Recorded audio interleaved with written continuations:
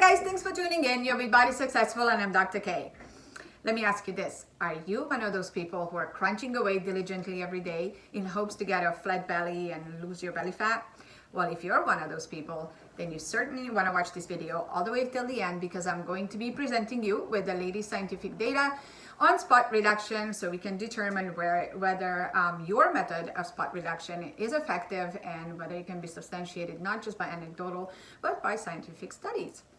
So up until 2007, the general consensus and research was that spot reduction was a myth and it couldn't be done. And certainly there were numerous studies out there, valid, great studies that substantiated these beliefs. For example, the very first one of such nature was published out of University of Irvine, California in 1971. Where the subjects were used were tennis players, and I think we can all agree that tennis players are subjected to very different exercise stimuli in their dominant hand compared to the non-dominant hand for many years. So if spot reduction is real, one would expect the player's dominant arm to have a thinner layer of subcutaneous fat compared to the non-dominant arms. But but the data resulted otherwise. There was no significant difference in the amount of subcutaneous fat from one side of the arm to the other. And in fact, after this, there were several studies that followed which just strengthened the findings of the initial study up until 2007. So I'm going to quote you the last study of such nature that was in 2007 that was published out of University of Connecticut, which again found similar results. Here, they took actually 104 participants and subjected them to resistance training of their non-dominant arm for 12 weeks. And they used MRI assessment of the subcutaneous fat, which revealed that, once again, that the fat loss was generalized to the whole body rather than the isolation to the exercise body part or the arm. So up until 2007, again, this was the consensus. Nobody really questioned it, because if you had any knowledge in physiology, this would go hand in hand. It would appeal to your intellect. It would, it would make sense. And it makes sense for two main reasons. Number one, the body stores fat in form of triglycerides in the fat cells. And it does not use triglycerides for energy, for the purposes of energy. It would be analogous if you'd want your car to run on crude oil, for example. So in order to utilize fat from your fat cells, the body has to mobilize that fat and break it down into its smaller components. And triglycerides are broken down into a glycerol backbone and 3 fatty acids. And the fatty acids are the components or the parts that the body utilizes for energy from fat. So that's what it wants. Now, because you have to mobilize the fat, breaking down into triglycerides and then release it into the systemic, into the blood for it to be transported systemically and then free for all to be used, there's no way of knowing where that fat had come from. So as a result, you cannot isolate it to only that body part that you were exercising. The second reason why it really appealed to us, all these data that we found, was that typically exercises that are associated with spot reduction, for example, like a crunch, they're not significant when it comes to burning calories or burning fat. In other words, they're not stressing your metabolism adequately. Frankly, you would be better off just utilizing some form of multi-joint exercise repeatedly, like either running or weightlifting, and doing it like in a hit time fashion, high intensity interval training fashion.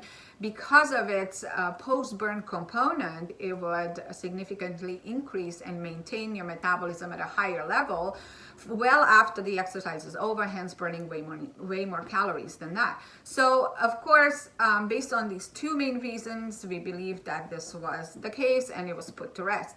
But then more and more anecdotal data started surfacing, so scientists were kind of intrigued to start looking at fat reduction from a different angle. And so we understood that the body in general adheres to the laws of thermodynamics, which basically means that if you eat in surplus, you have energy surplus, you're going to gain weight if you're not exercising primarily fat than muscle. If you eat in a caloric deficit, you're going to lose weight primarily in, if you're not exercising in the form of probably muscle and fat. But here's the twist. adipose tissue or fat tissue around the abdomen, so visceral fat, is a little bit more complex than that. In other words, it is very insulin sensitive, a lot more than other parts of your body, which means that if there's insulin circulating in the blood, then the body goes into a fat storing mode. When insulin is present, insulin is king. It demands the body to store fat, and you cannot burn fat even if you mobilize it. And insulin is absolutely necessary, and it will be released from your pancreas every time you eat. So every time you eat, the response is insulin in the blood, and that's responsible for shuttling food away into different parts of your body. Nevertheless, when insulin is present, insulin is king, and it demands the body to store stuff. So as it's depicted here in this picture, you can see this diabetic patient, okay? Now this diabetic patient was self-administering insulin via injections over a long period of time, and this definitely, you can see the deposit of fat on their body localized. So this definitely does indicate that while spot gain is very real and relatively effortless, it seems like, for the body, spot reduction, on the other hand, does not work the same way in reverse. It requires a much more complex approach. So, and the newest studies that came out after 2007, including 2007, definitely took this in consideration.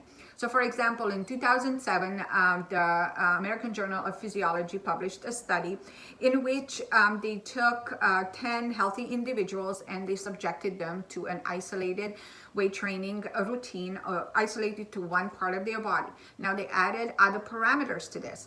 What they did was they demanded these subjects to do intermittent fasting and a cardiovascular exercise session after each weight training session.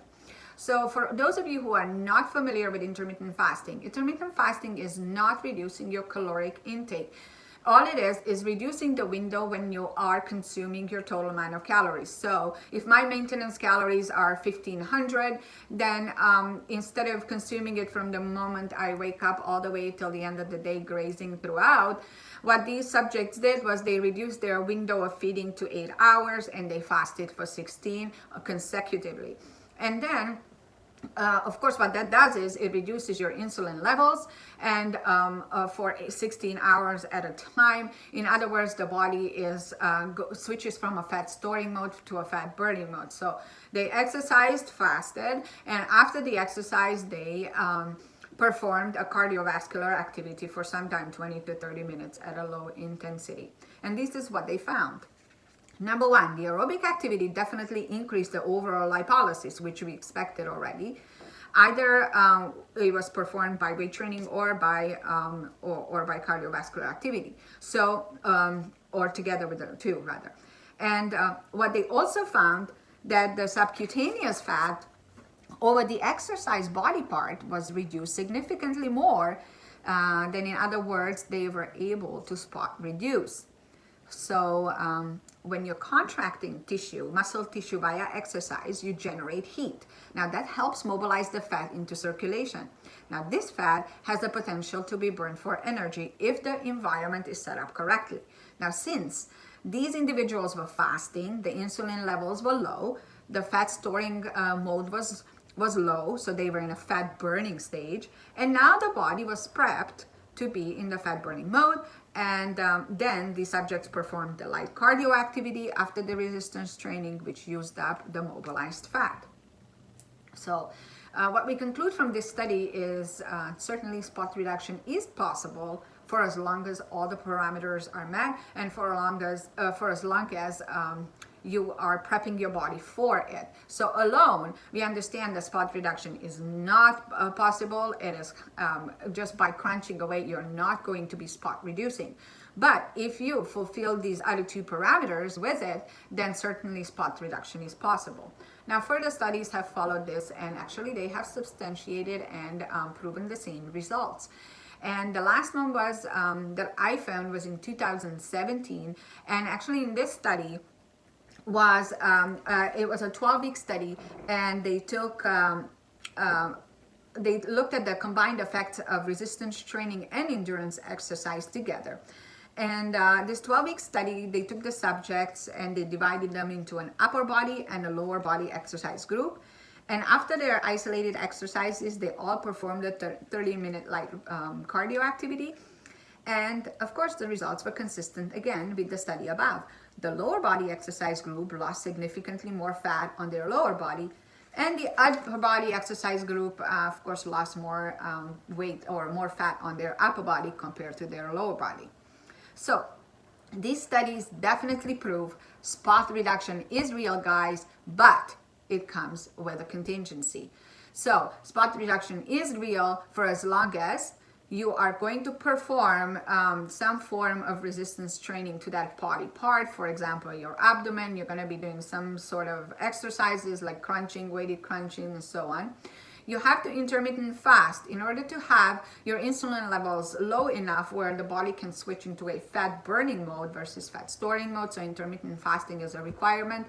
And then, okay, you mobilize the fat by doing resistance training, and now you're going to be doing some form of cardiovascular activity to actually burn this fat up. Otherwise, even though you mobilize the fat through weight training, you're not going to be burning it up. So it gives it no reason to be burned up. It's going to be stored right back into your fat cells. So guys, there you have it.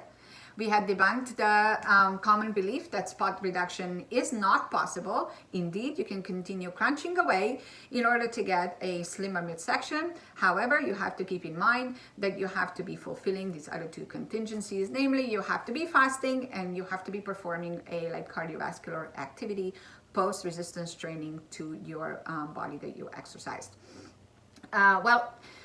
Even though we had proven it right, I remain somewhat skeptical of the fact that, not that it works, I know it works, but I remain skeptical of the fact that this would be the most effective way to slim down your midsection. I think that as long as you adhere to the main, the cardinal rules of weight loss, then you're going to have great results. And namely, you still have to be eating in a caloric deficit in order to lose. You still have to watch your diet. For the most part, you should be eating healthy. You should be consuming adequate amount of protein. And again, you have to be doing resistance training. And aside from that, you can incorporate some cardiovascular activity. But again, this would be a topic for another video. And for purposes of today, yes, guys, spot reduction is real and it is possible for as long as you do it the correct way. And as usual, thank you for tuning in. I hope you enjoyed the video. If you're new, please subscribe and hit that little bell notification so I can reach more people on this platform. This is Dr. K, all the way, signing out.